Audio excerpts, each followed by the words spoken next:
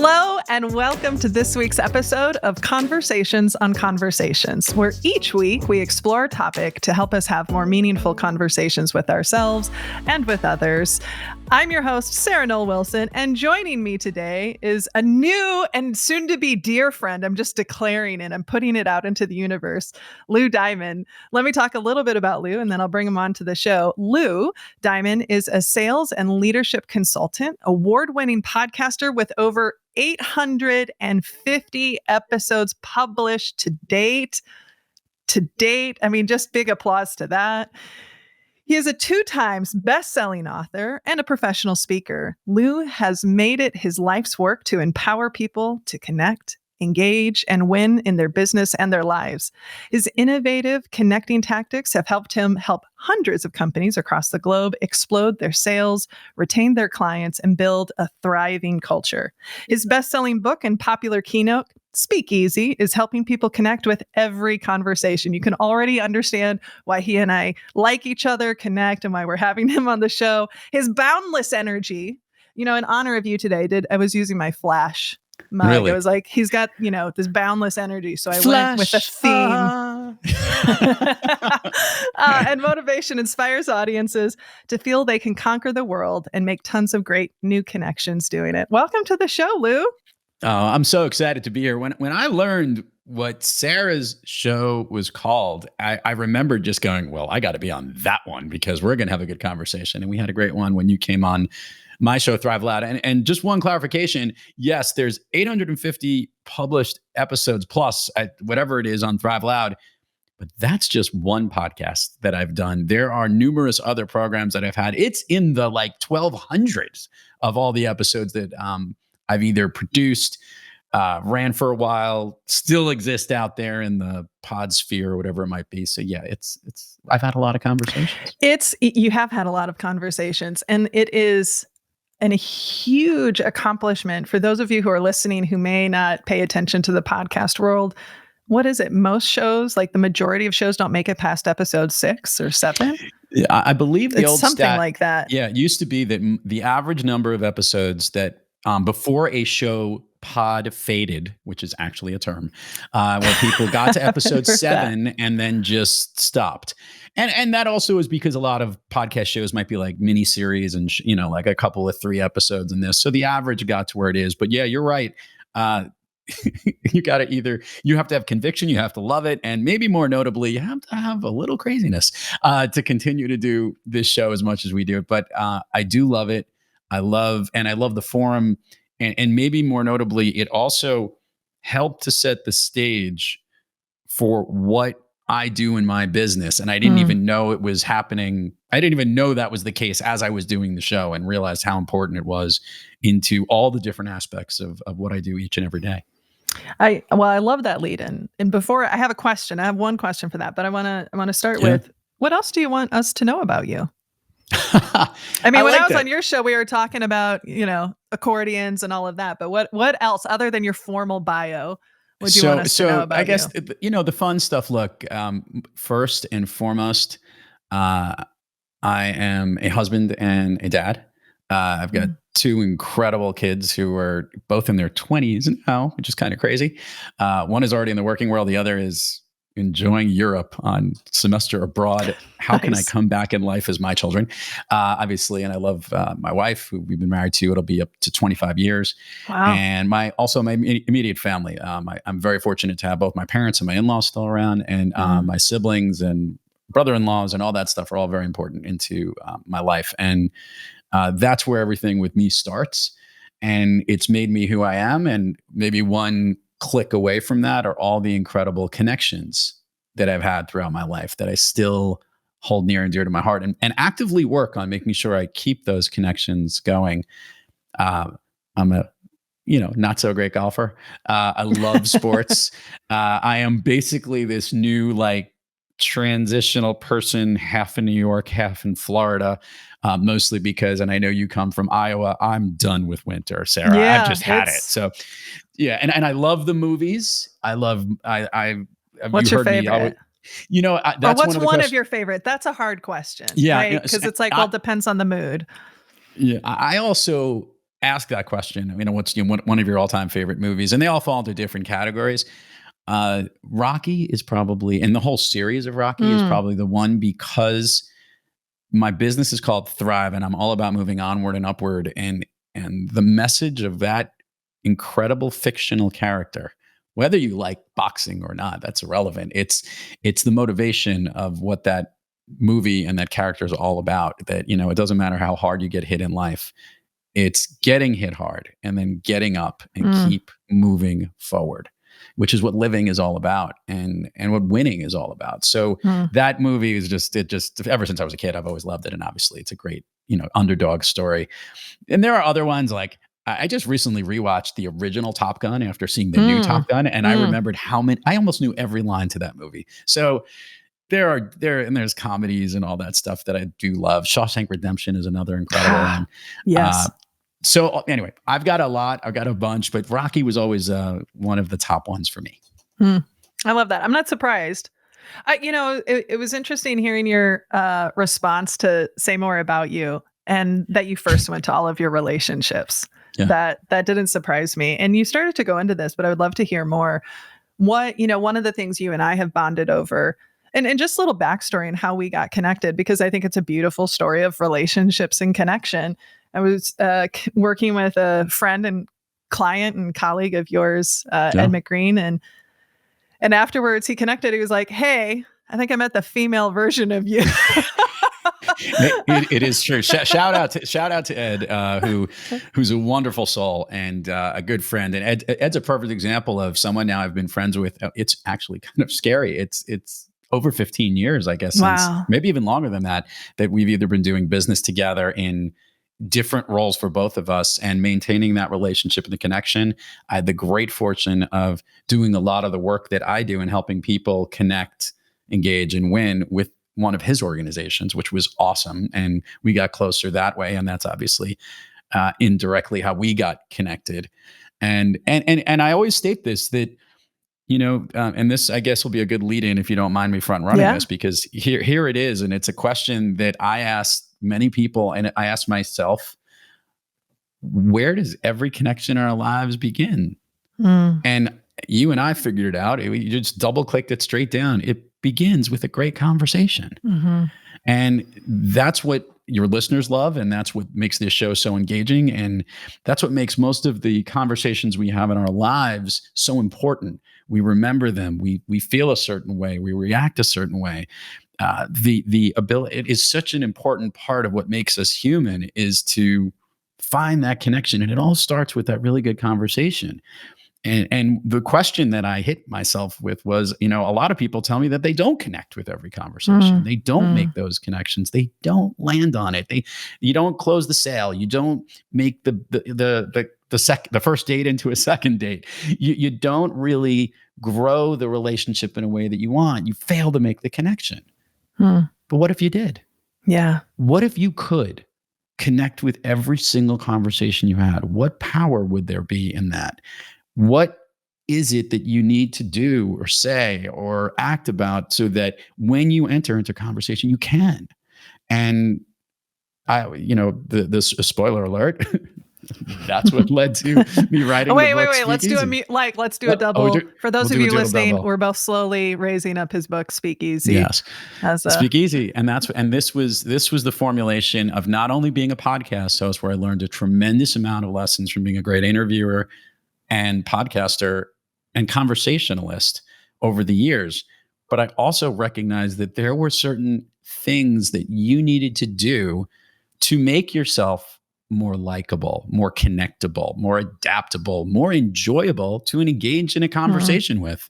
And I realized in the work that I do as a sales and leadership consultant, how important those conversations are. And no matter what strategy or game plan you have to growing your business, or great messaging or marketing you have to make sure you look great and all your materials are good, or even as a leader, if you have the greatest strategy and development plan to launch your business to the next level, if you're not having really good conversations and work on the skills of that inside and out of your organization, you'll miss the opportunity to make the connections that will make you thrive.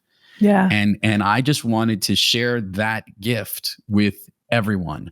Learn the lessons that not only myself, people like you as well, amazing conversationalists probably don't even realize what they do, and give them those skills and tactics so that they can use it every single time they're getting ready for that important conversation to connect and meet with someone, because it's vital. And it is where we really, really grow, develop, and as I love to say, and win in life. Like, take advantage of those opportunities each and every time. So that's what inspired all of this, and why I love what your podcast is about. And having listened to a couple of these incredible conversations, it just reemphasizes something that you and I both are very passionate about.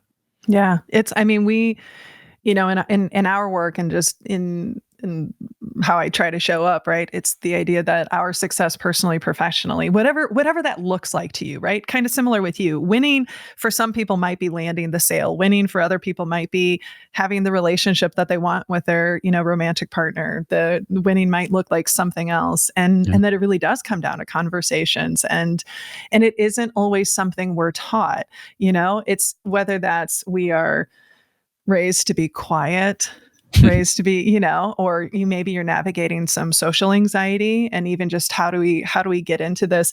One of the things when we talk about connecting and thriving, actually a book that I just finished in addition to yours, but a book that I think if you aren't familiar with, that just came out in November, is called Platonic.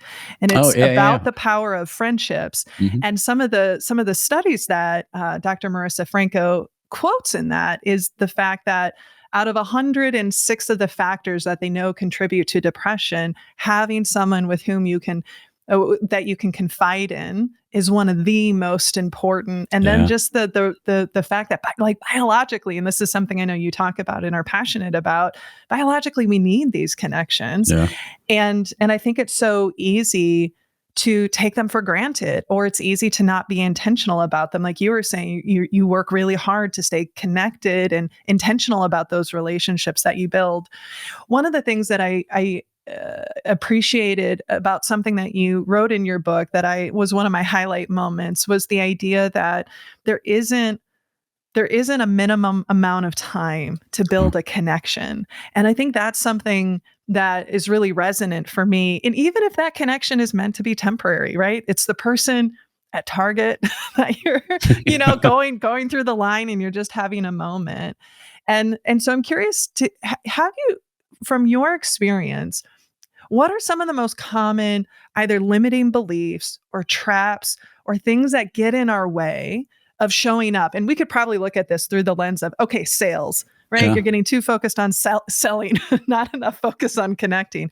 But from your experience of working with all the companies that you work with, hundreds, over 1,000 interviews you've done, what are some of the most common hiccups, right? Things that get in people's way of creating really meaningful connections? I love that.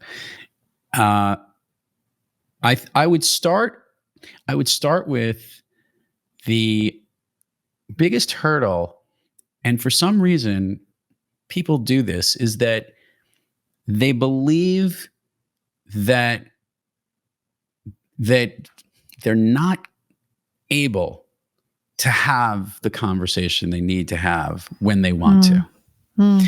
There's this belief that a certain circumstance has to be set up in a certain way. It's got to be in the right form or in a meeting or whatever it was. And to your point about how connections can be made really quickly, what I really find really interesting is I'm always amazed that people don't just want to pick up the phone and call someone or set up a Zoom call to do it. I go, I just want to get and chat with you right away. And a lot of people feel they need to have a certain level of preparedness or make sure their ducks in a row, or they follow a certain protocol, or there's maybe even a little politeness that they're trying, that they believe that needs to be part of the decorum. I want to make it clear, some of the best conversations I've had were with some of the most obnoxious people that I first met initially, and then really got to know who they were. I state this, that I in the book, I hit this home really hard. Every conversation is a gift.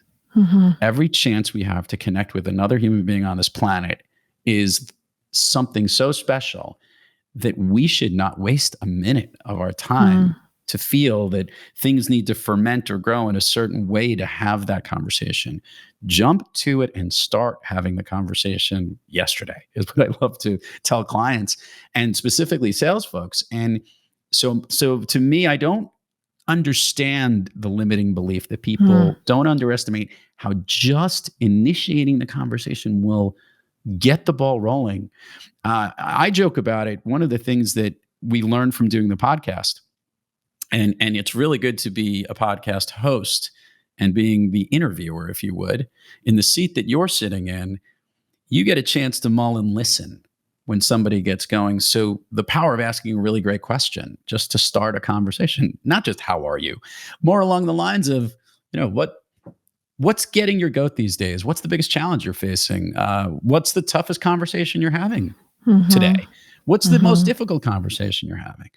And when you start with that great question and then you just get to ping back and forth and let the conversation, it's like opening a phenomenal bottle of wine. We have no idea what it's going to taste like. And I love the analogy. And it was quoted in the movie because I shared with you, I love the movies. So it was quoted in the movie Sideways. And the description of what makes wine so amazing. What do we love about wine? And what's so great is, the wine was made at a certain point of time, at a certain temperature, and where the grapes were.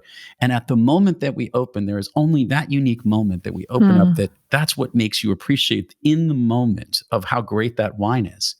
The same applies for a conversation. Every single chance you have a conversation is going to be different. They're never going to be the same. They're all going to be a little bit different. Some of them are going to be amazing. Some of them are going to be continually amazing. And the key thing I keep recommending to people is pop open that bottle, have the conversation and get engaged right away. I love that. And that whole idea of initiating. I'll be honest, I'm a little surprised by your answer of the sense of perfectionism. I think I was expecting perhaps something else to come up. So I'm mulling on that myself a little bit of where have I seen that, or the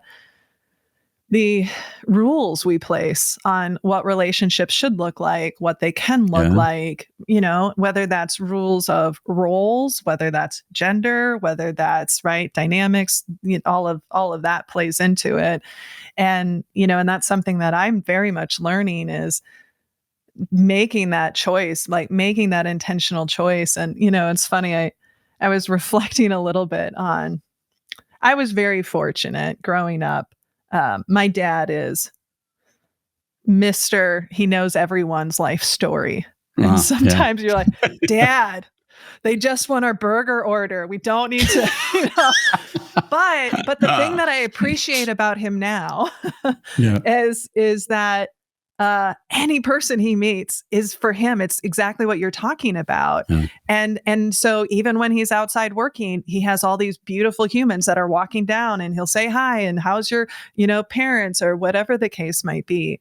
And so what are some of the strategies or tips to either push past that perfection, or again, because social anxiety is real. Not knowing how to listen is real, right? We're terrible listeners as humans. So there's a whole host of things that actually can get in our way that we have to be aware of and navigate. And so when you are working with people, what are some of the best tips and strategies for people who go, this sounds great, I really want more connections, but boy, when I'm at a networking event, Lou, I just stay with the people I know. I just sort of hang back. So what's the advice? Yes. And those networking situations they're awesome, but they're overwhelming. Yeah, and that's a great way to say it. Because think about it, you are, and let's be clear, we are appreciating these networking in-person events so much more because they were taken away from us during the pandemic. And a lot of people, aside from getting over the hurdle of being in rooms with large people, never really knew how to behave in those environments anyway. And what I used to joke about this, and I do this a lot when when I speak and I talk about the way you're supposed to be in those events. You want to try and avoid what I love to call the giraffe head. You're in a conversation with someone and there's so much activity going on. And then in the corner of your eye, behind the person you're speaking with, passes someone that you had intended you knew you wanted to go see, or someone you knew, or someone you hadn't seen in a while. And instantly, like a giraffe, your head pops up and like reaches up, looking over the person that you're talking with. I always want to talk about the fact that you hear me say this all the time: be brief, be bright, be gone. In those environments, you don't want to occupy someone's time the entire time so they can't meet someone. But what you do want to do is be incredibly appreciative that you have the moment to speak to them, because time is fleeting. You want to engage as much as you can there. And when I say be gone, don't drop them like a mic and run away. See you later. Peace out. Peace out. Exactly. You basically want to move onward and upward and to say, listen, hey, I want to, when you hit the point where you're connecting with someone and you know that it's going to be a good conversation, you want to table it and say, let's continue it at another time. And at those networking events, my most important thing that I love to do is just try and focus and not drink from a fire hose. Come up with a game plan ahead of time. Know who you would like to meet and try and schedule them. And in those networking situations, be a really good listener. Listen more. I love the analogy, you have 2 ears and 1 mouth, use them proportionally. And I think that's an important thing when you're at the events. Sometimes you're so excited to talk about all the great things that you're doing. And there are some really cool things you are doing, but it might be better to listen to someone, hear what they're up to, and try and engage. And what I like is I actually ran into someone who was a very avid follower of my speakeasy method and got into a conversation with me. And I found we were playing tennis as to who was going to ask each other's questions more. No, I really want to know what's going on in your world. No, what I really want to know is how you're doing. So in those uncomfortable situations, because they can be a little overwhelming, take them in small doses, find a few people that you want to connect with, and recognize this isn't the first and only time you're going to be speaking with this individual. Set it up so that you can have more conversations with this person, because I always say this, one of the goals of having a conversation with someone is to make the connection so you can have another. So think about that. Like, even though you may not have closed the sale or won the business, or in a more social scenario, maybe gotten a first date or whatever it is, maybe there's going to be a phone call later. Maybe you'll meet again. And I encourage people more often to step in and just say hello, reach out, shake someone's hand, and start the conversation. And in those environments, avoid the giraffe head, but focus on who you're talking to. It happened, by the way. It's so hard. And so here's the funny part. The term actually was caught out because my family called me on this. And this was my daughter who one time saw me when we were sitting at a table at a restaurant. And she was at that stage, which was basically like, 12 to 19, where she's mortified, just about anything that you do. And sure enough, I'm looking for the server at the particular restaurant because they've forgotten something. And every time a server passed by, I did the giraffe head thing. Like, I'm looking around and she's covering her eyes going, oh my God, Dad, stop doing the giraffe head thing. So I've recognized I do that a lot, and I'm working on keeping my neck in check. It's I love that visual. I know that visual. I've done the giraffe, so that's something I'll be aware of. And what you're speaking to, especially the being a better listener and asking questions. That was actually one of the best pieces of advice. I'm a very pre-pandemic, I was a very extroverted person, right? I feel like a lot of folks, I've become more more ambivert now, just with everything that's happened. Has it really changed you, Sarah? Has it made you? I definitely, ways that it's changed is I'm much more thoughtful about who I want to spend time with. Yeah. In part because, like you said, so much got pulled away that before I was connecting with so many different people and I was missing out on spending really quality time with the people who are most important. So in that sense, I've become much more protective, and even going into this year, getting clear about, again, in the spirit of wanting to strengthen those relationships that are most meaningful. Family is one thing because it's easy. We see each other more frequently, but who are those friends that I just want to make sure I really prioritize? And, and still just navigating really big crowds. And some of that is different because of where you live, right? My friends who were in the big cities where precautions were more widespread is different than in Iowa, where what precautions, right? So there was just a different level of navigating anxiety from that standpoint. But the piece of advice was,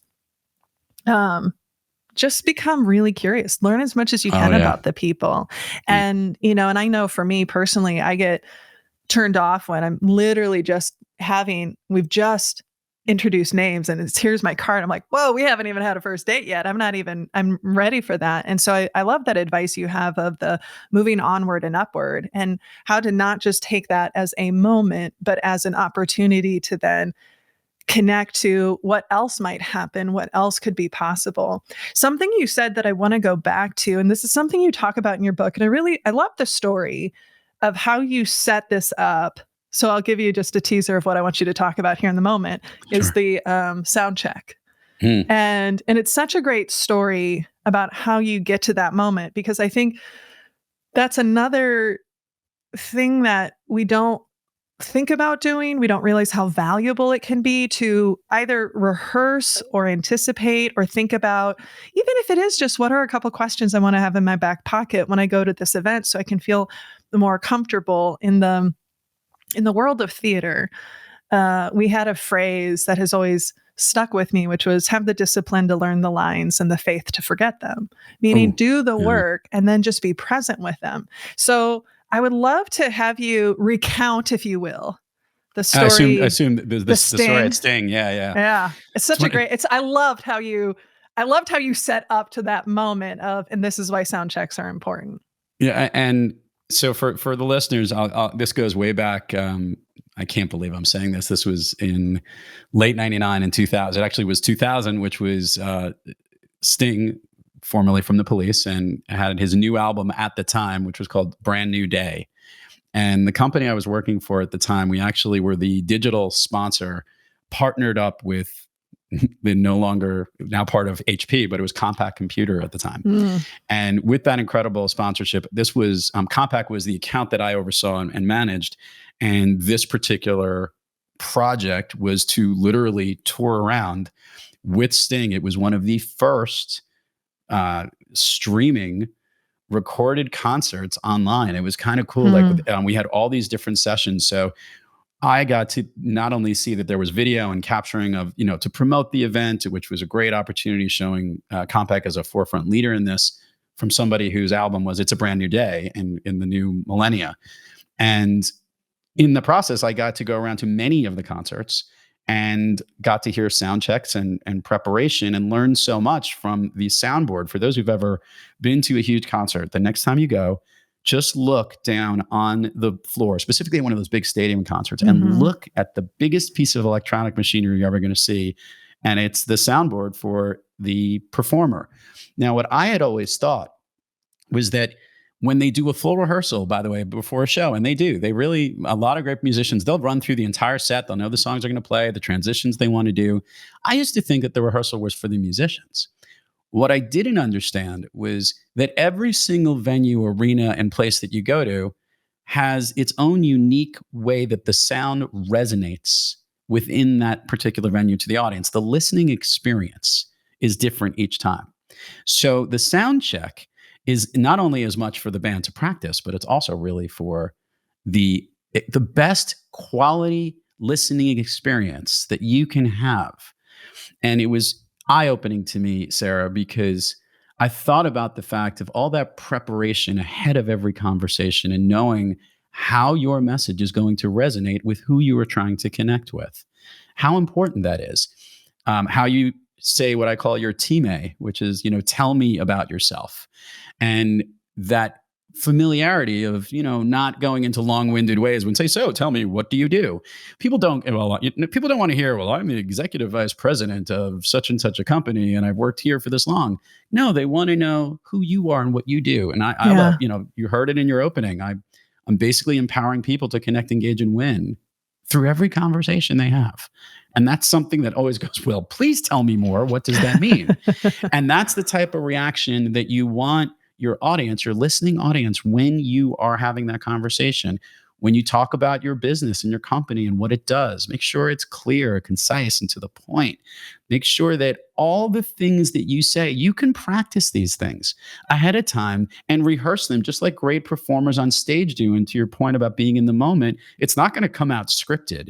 It's to get you to know how that would sound so that your audience can really connect with this message. So that soundboard image that I had and getting an understanding, by the way, a deeper understanding you'll ever want to know of how sound actually resonates was fascinating to me, and something that always stuck with me.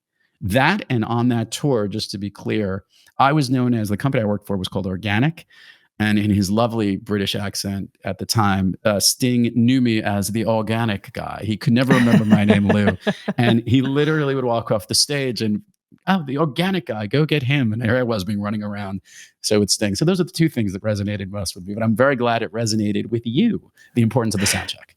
Well, because again, I think that that's something that, depending on how you were raised or what experience you have, you don't realize, or it can feel inauthentic. I think sometimes people will say, well, it feels inauthentic, and boy, our first draft shouldn't always be in the moment. And, and I know that's something else that you cover in your book, is just the idea of context and familiarity, and really knowing your audience, and how do we bring that to the table. And, so much of our world is helping people have the conversations they're avoiding, because they're tough, because they're emotionally charged, because they're, layers to it. And that's something that I think we've really come to appreciate, is the power of that rehearsal, so to speak, or just getting clarity. And again, especially if you are somebody who maybe have some nerves, or who, don't feel as confident with it, is that just like getting that elevator. What are the few questions? What are the follow-up questions, right? I love the tell me more about yourself. I think tell me more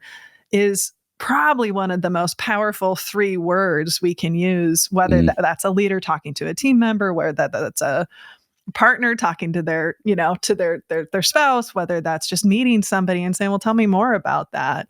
And so I love that that's something that you brought up, and I just really resonated with the whole idea of sound checking.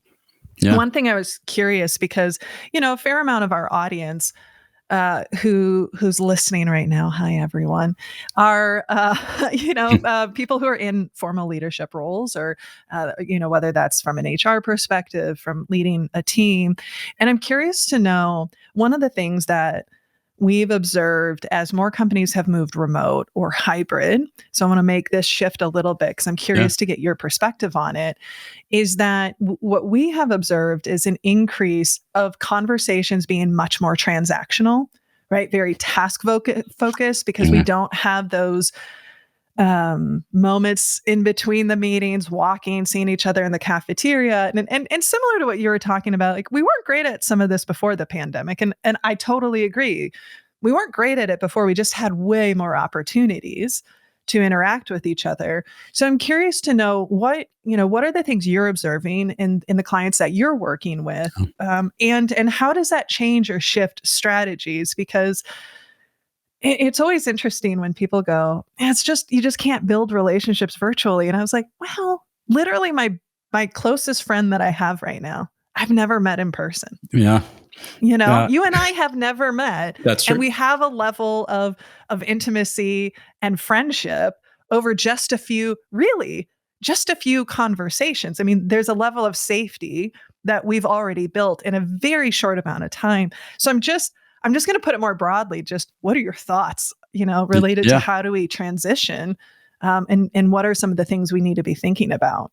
And similarly, on this virtual world, there's a woman who, for 2.5 years, I'd been working with her, never met her in person until just this Christmas holiday season, and it was amazing. It was one of the best hugs I've had in a long time. By the way. Right? There is something about the virtual delay, and then you're a real person, and that's how tall you are, and let's touch. It's like, wow. I'm like, you are as bald as you look on TV. Is usually what I get. No, I'm just So I want to bring a couple of things there that you said, and specifically as it relates to the virtual piece. One of the things I'm seeing, and one of the things I'm helping a company actually do and deploy, and I urge leaders within companies to do this. Somehow you have so much wonderful technology with all of your calendars, and that is, do not make the meeting 30 minutes or 60 minutes. Make the meeting more like 25 minutes or 50 minutes. And the general idea on this is, and don't book that next window. Give the 10 minutes. Let people have bio breaks. Let people have a chance to go in. And the other thing that will happen is that if you start a meeting at 11:05 instead of 11 o'clock, People are going to start milling in, by the way, around 11 o'clock, and they kind of come in, and that's where the water cooler talk is happening. And some of the fun things, what's going on? How was your holiday? What's going on? What'd you do for the winter? Did you go on vacation? How was your long weekend? Tell me, hey, I know you had graduation. Tell me how that was like. All those things are so important. The little tidbits and flavors and sprinkles that make our conversations really colorful, if you would. It isn't just work to work to work. And we do recognize we can be more efficient. So let's be more efficient. Let's give ourselves the time we need. Don't overbook every single minute. And one of the things we are trying to bring back was the thing that really worked well when we were always in person. And that was the lovely brown bag lunch. I've had one of the clients I'm working with, they picked a day in the week, and it keeps rotating, but everyone is encouraged to pop in and have this brown bag lunch. Bring your lunch to your desktop on the days that they are remote and use it as a chance to not talk about work. Just have a quick, what's going on with you? Anyone's got anything going on? Catching up with people, hearing what's going on. There were even recipes were being shared at that part. Sure. I want to reiterate what you said. I think we will never be able to replace the power and the energy and connection that we have when we are together in person. However, we have a lot of means where we can at least bridge the gap. So using some really good practices, and I talk about it in Speakeasy a lot. I call it you have to add a little bit of energy in your Zoom meetings, because remember, penetrating through this camera is really, really hard. And you're not there in person, and you're supposed to deliver the energy and passion that you have when you're in person.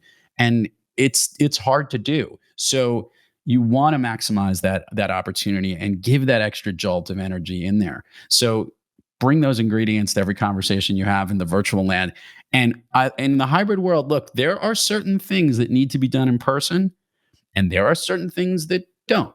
And great organizations are figuring out exactly how to make that work, as long as people understand that, just because that's the way it was, you can't make it the way you need to be. But let's take some of those great lessons that we did have when we were in person, because trust me, those extra 2-3 minutes before or after a meeting are so great. And if you want to leave that 5 minutes, hey, before anyone's going to the bathroom break, does anyone want to hear the story about what happened to me this weekend, is absolutely more acceptable now than ever. So try to use those windows of time in your calendar to allow for the things you could not have virtually, to try to mimic them as best as you can, those chances to be human with one another.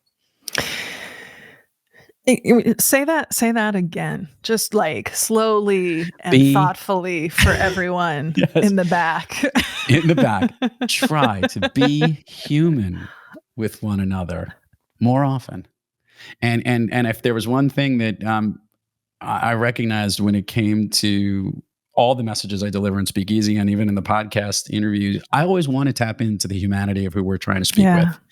And a lot of the stuff that we do on my program, Thrive Loud, is to decode what makes people thrive. And a lot of that is not just the incredible accomplishments they have or what they do when they're down and what they spin things around to figure out how to get back on the track, which is key. It's the other stuff. It's what they like to eat, who they like to hang out with, the music they love to listen to, what they would do and do over and over again that they want to recommend to others. What are the things in this world and this life that make them excited and energized? Because what we connect with at the end of the day is the stuff inside here. It's the stuff inside our heart, for those who are not watching the video. Inside ourselves, it's what we want to connect with. And if we don't let people in, we are cheating the world from the gift that conversations create for the world. The conversation itself on its own is a form of content, a form of magic, a form of something that we all need. And the world needs more of them. How many times do we know that problems exist because we didn't have the conversation? Right. Or take it politically, Sarah, there are countries or parties or groups that just won't get to the table because they just don't see eye to eye. And yet when they have the conversation, everything comes together. I'll bring up this one point. This was when we were really highlighting how separate the country had become several years ago. I don't want to get into politics, but there was something wonderful that one of my favorite conversationalists who I highlight in Speakeasy Oprah Winfrey did. And that was, she did a special segment for 60 Minutes, and she brought a group of people in the state of Michigan together, very well televised thing, from two different sides politically, and brought them to the table, and they had a conversation. And here's the biggest takeaway was, I don't think anyone was expecting people to be, their minds to totally be changed, or everyone was going to sing a kumbaya moment. What they did was they appreciated the humanity of everyone in the room. And that happened because of great conversations that took place. Yeah. I mean, it's really easy for us to forget that people are just like us, right? Yeah. There's a, beautiful practice, in preparing for navigating a conflict or negotiation is they have fears just like me. They have wishes just like me. We might not agree on values. We may not agree on approaches, but there is this humanity that does connect all of us, and it can be really easy for us to lose sight of it. Yeah. And exactly to your point, it can be easy for us to not prioritize that, especially when we're in the workplace and it's sense of urgency and hustle and profit at all cost and all of that. And the truth is, and we one of my favorite authors that we were able to have on the show, Tara J. Frank, one of the things she talks about in her book is that people want to be seen, they want to be respected, they want to be appreciated, and they want to be protected. And those things happen in conversations. They happen in how we show up with each other. And so instead of, when companies are thinking about employee engagement or whatever, I'm like, literally, if people just feel cared for, goes so much further than having beer in the fridge.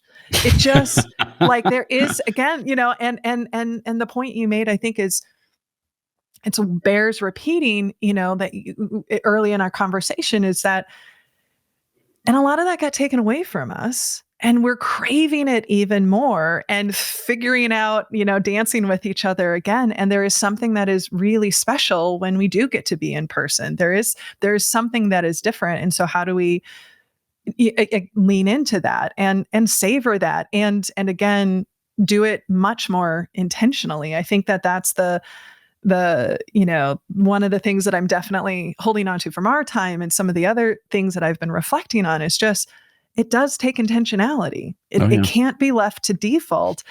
And then you get to a point where I assume you probably are, and I feel like I am in some situations, maybe not all, where then it's just the way of being. It's just the way of, right? My Nick and I always joke, he's like, people can smell your empathy. Like, people will share things with you. Well, you're getting to the heart of it all. And to summarize it all in the key message that I teach in Speakeasy, it is not what you need to say. It is not what you need to do. It is not even, where you need to go to. What it really is how you need to be in every time you enter a conversation. And there is something in each one of us, a humanity, a likability, and an empathetic nature to one another, that when we unleash that, and when we unleash our uniqueness and our superpowers and who we are and the amazing things that we have inside of us, which come out in a conversation, we're giving a gift to the world. And I know that's woo-wooey and a little like, kumbaya-like, but make it clear. It is so important, because when we understand how we need to be, and I call it the speakeasy method or the speakeasy way you need to be, you can embrace those ideas. What you're going to do is increase the likelihood every single time you engage in a conversation with someone that person is going to make a difference in your life, who you connect with. It could be on the bottom line financially. It could be something incredibly socially. It could be leading to another connection that's so important in your life that you haven't even known yet, that never would have happened if you didn't engage. So I saw this once. One of I know we've been going long on this, but I wanted to share the story of that. When I came out with the idea for Speakeasy, it was actually originally about listening, Sarah. And I did really intense research. And I actually went to the Pacific Northwest and met with a company called Audigy, who actually makes some of the most incredible hearing aids, to understand exactly what listening, the actual scientific component of it was. Two things came out about it. One, I was not the person to write the story, because there was a lot of details and a lot of information that was so much more important. But the next part that led to it was that the art and practice of having conversations And knowing how to use a component of listening within that was the mesh that Speakeasy was all about. And that was the story that I wanted to tell, because how you need to be, that way of being, as you and Nick so aptly understood, is what we all need to work on a little bit. Everybody, self-included. We always do. And it's a constant reminder, because make it clear, we want to connect with every conversation and we want to keep having more of them. But sometimes we're not in the right mode and we don't do it, and we need to get back into it. So what I wanted to do was give a gift to the world, so they could say, this is what you should do. And these are the things you can bring to every one of those conversations, because let me make it clear, it's going to be wonderful. Because how do you feel after you had a good conversation? It always feels so awesome, right? And much better than when you didn't engage at all. I love that. That's a beautiful place for us to wrap up our conversation. But before we do that, yes, I do need to ask you our final question, which is, speaking in terms of conversations being a gift and changing ourselves. Part of our focus is sometimes it's a conversation with someone else. Sometimes it's a conversation we need to have with ourselves. So, Lou Diamond, what is a conversation you've had with yourself or with someone else that was transformative? I'll bring this full circle. This was a conversation with myself a little over 4 years ago. I guess that would be right. It was basically at the point that the podcast show Thrive Loud was right around the 150th episode. And I was actually questioning whether I should continue the podcast. And for a lot of reasons. Like I go, was I driving the business in the right way? Was it what I wanted to do? There were other things going on in the work that I was doing that I wasn't sure if this was where it was supposed to be. And then I had a conversation with myself, and I asked myself, what would my day, life, week be like without these intentional, great conversations that I'm having on the show? And Sarah was really straightforward. Like, I looked forward on my calendar to every interview that I had. I got excited when that conversation got to be shared with others. And I didn't realize it, but that particular tipping point, or whatever point you want in the theme of the program, actually changed the way that I started to promote the show itself, the way I started to grow the business, the way that I started to even get better as a host and recognize a lot of the things that really have made me just a better person from all the lessons in the stuff that I do. Forget about the success I've had with the show or the business that it's driven or the other people that I've been able to help with the message that I do. Aside from that, just that smile that I got to have after every one of those interviews and I hit stop record because I got to connect with a really cool person, that was enough fuel that when I thought about that conversation that I had with myself, I was really glad that it didn't sway in a different direction and I kept the conversation going. I love that. What a great question. What would my day, my week, life be like without this? I think that is so beautifully applicable in other ways. Thank you for sharing that. Thank you for listening. For people who might want to connect with you, be in conversation with you, one thing I will say, and I hope it's okay that I'm saying, well, I'm going to say it. You can't stop what I'm going to, now you don't know what I'm going to say. No, now you have to say it. Now I feel like I have to say something better or different. But one of the things that I really appreciated about you and when we first met was sometimes when we're connecting with people professionally or who do similar things, because we have similar work that we do, although we approach it differently, that people can come from very much a scarcity mindset. And one of the things I really appreciated about you, and I think just further built our connection, was just your sense of abundance, right? And sharing information, sharing insights, helping me think about things, vice versa, bouncing ideas off of each other. So for people who are interested in connecting with you, either to learn about how you can support their work, their world, to learn more about the book, what are the best ways you would like people to connect with you? Simply put, you could find me anywhere at Thrive Loud. That's THRIVE, Lou D for Lou Diamond, Thrive Loud, little punny there. Thrive Loud on all the social medias and thriveloud.com, which is also where you can find the Thrive Loud podcast. And if you are interested in learning how to connect with every conversation, go to speakeasybook.com and you'll be directed right to where the website is on Thrive Loud and where you can grab yourself a copy, whether digital, print, or audio of Speakeasy. Awesome. Thanks so much. Thank you. Thank you. No, thank you. Being on the show, for continuing to have conversations together. It's been a treat of a day. We got to start our day together. Now we get to end our day together. So that is, listeners don't need to know the specifics, but earlier we had an early morning meeting, and now we're booking the evening. So this has been a win for me, as I stated in the morning. What a day! I'm excited, and even more proud. And congratulations to you on what you're doing and the gift that you're giving the world with Conversations on Conversations. It's important. Thank you. I appreciate it. Thanks for joining us. Our guest this week has been Lou Diamond. And one of the things that I'm taking away was that strategy he talked about when meeting somebody new to move onward and upward, not necessarily meaning to just leave them in a lurch, but people you feel a connection to, make sure that you invest in that connection. I think that was such a beautiful practice.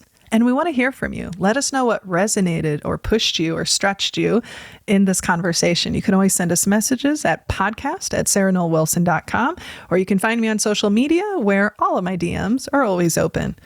And if you'd like to find out more about the work we do and how we can help you and your team have conversations that matter, check us out at sarahnollwilson.com. If you haven't already, be sure to pick up a copy of my book, Don't Feed the Elephants, wherever books are sold.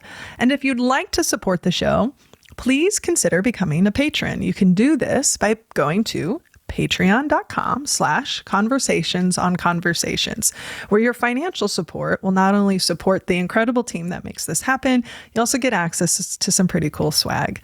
And if you haven't already, please be sure to rate, review, and subscribe to the show on your preferred podcast platform. Doing this helps us increase our exposure so that we can continue to bring on really great guests like Lou Diamond. I want to do just a quick shout out to an incredible team that makes it happen. Even though I'm in front of the microphone, I am not the only one here. So to our producer, Noll Wilson, our sound editor, Drew Noll, our transcriptionist, Becky Reinert, marketing consultant, Caitlin Summit Nelson, and the rest of the Snowco crew. And just a big final wholehearted thank you to Lou Diamond for joining us today, reminding us how human it is for us to want to connect. This has been Conversations on Conversations. Thank you so much for listening.